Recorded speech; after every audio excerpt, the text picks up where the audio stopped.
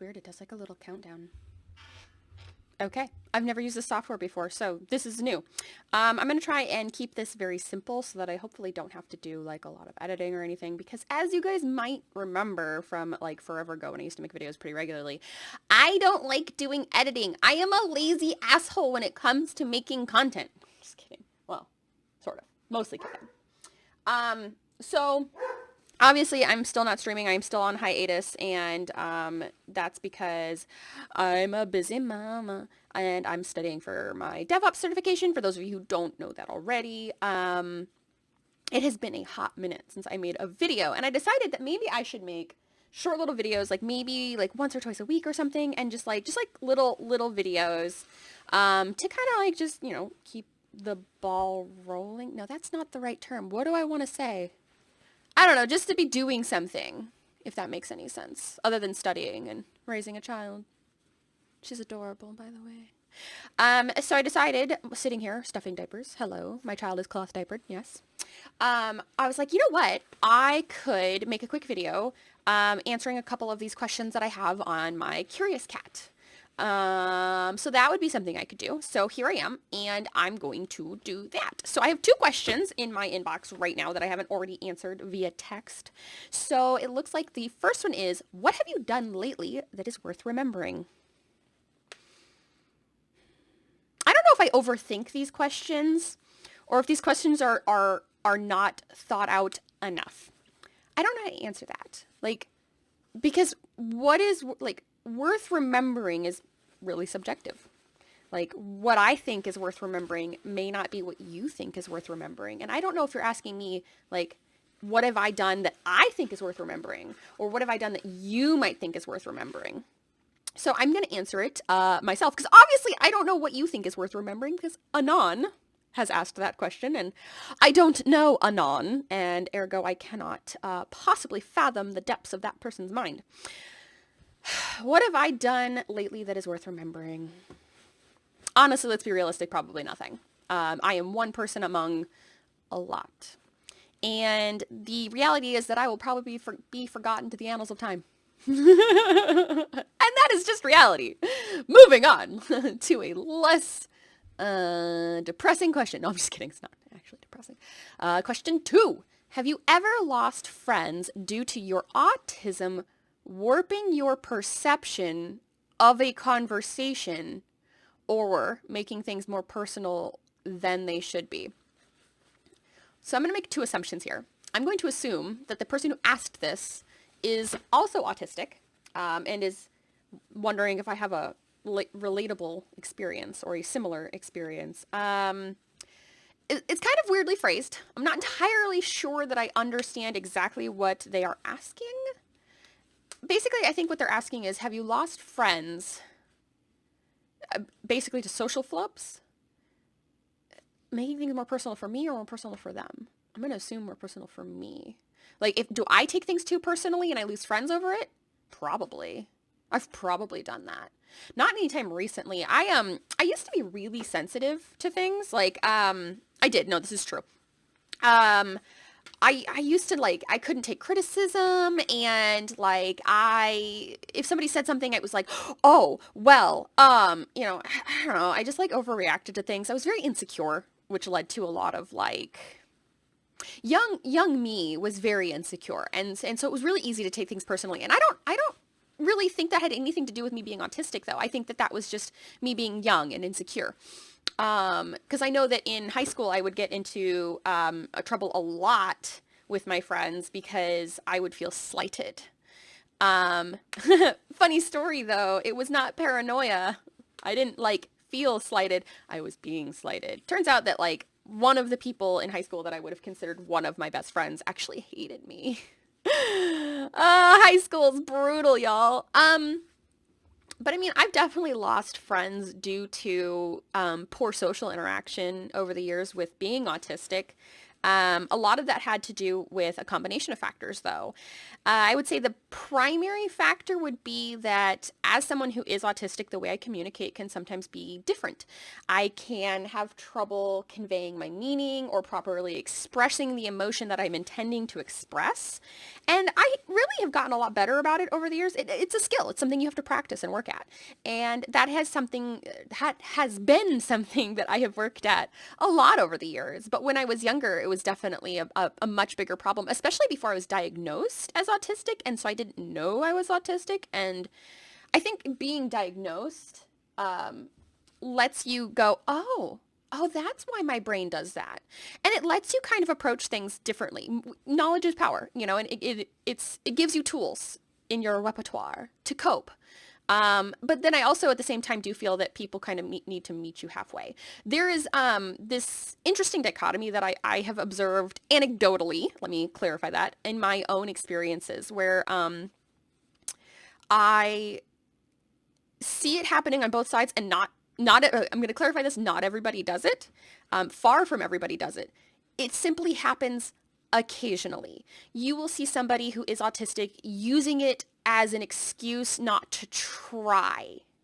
See, here's the thing. When you are autistic, it is a spectrum, meaning that your specific struggles and difficulties and the things that you find hard are going to vary from every other single autistic person.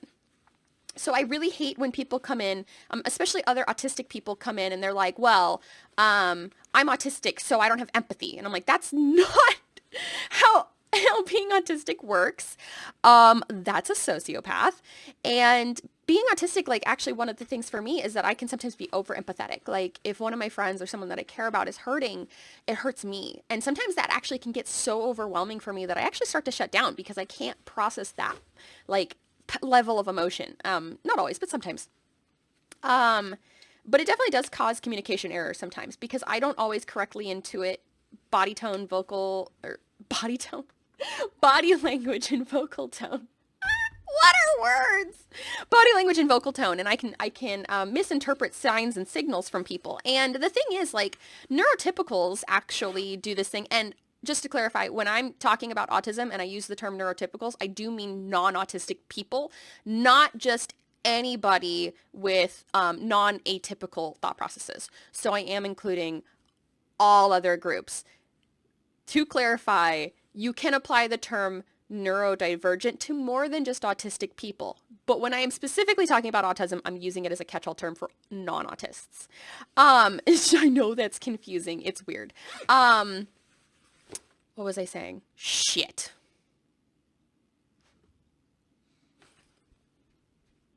What am I doing? What was I talking about?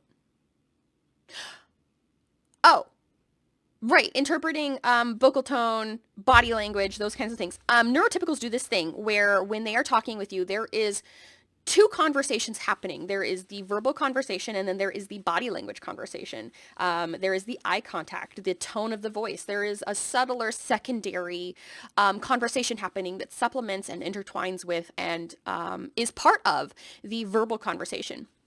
So neurotypicals, when they are talking to someone like me, they are looking for that subtext. And especially years ago, I was not as adept at what would be considered neurotypical communication. And people looking for that subtext would then not find it, so they would invent subtext. So I could be saying something perfectly innocuous, but because I did not say it the way they expected me to say it, which is with my body language and my tone, they would interpret it a different way. So maybe I was a little too monotone, or my manner of speech was too formal, or my body language was stiff.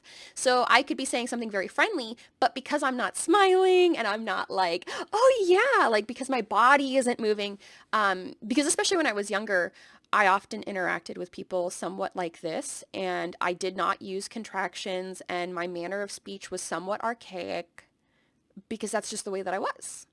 But when you talk to people like that, and it's actually hard to do now because I'm not accustomed to that anymore. Again, it's a skill. You have to work at it, but then also you start to incorporate it more naturally. So it's not like I'm pantomiming neurotypical interaction. This is who I am. But because I used to do that, people would think that I was cold or aloof or snobby even. Like a lot of people when they met me would think that I was a snob because I spoke to them like this. And I didn't know any better. I didn't realize what I was doing. You know, it's really hard to just pick up like a social mirror and look at yourself and realize like where you're going wrong, especially when you don't even understand neurotypical communication styles in the first place. You know, I can't know what I'm doing wrong if I don't know what you consider, you know, doing it right. And so I did lose friends over that because I would say something in a way that they did not interpret as empathetic or interested or kind or whatever it might be. And they took it the wrong way because I didn't know how to communicate effectively, and it would turn into a fight, and I'd be like, well, that's not what I meant. And I was a very, again, younger me did not take criticism well.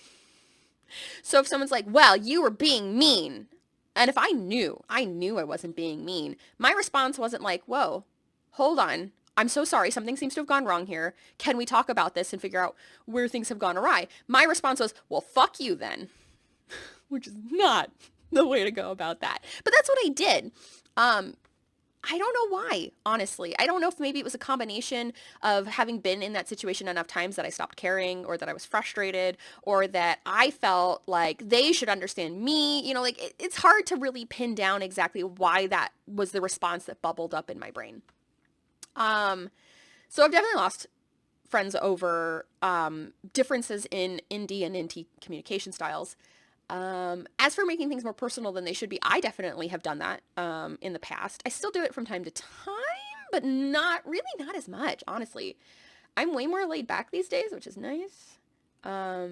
Overall, I mean, obviously people take things personally from time to time, but that's called being human. And if you are an autistic person talking to neurotypicals, get ready for that. Honestly, just be ready to apologize.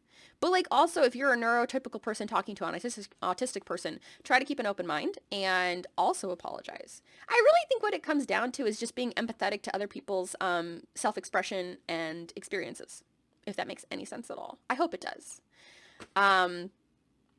It's really easy to get stuck in our own viewpoint. Like, well, this is how I communicate, so this is how everyone should communicate.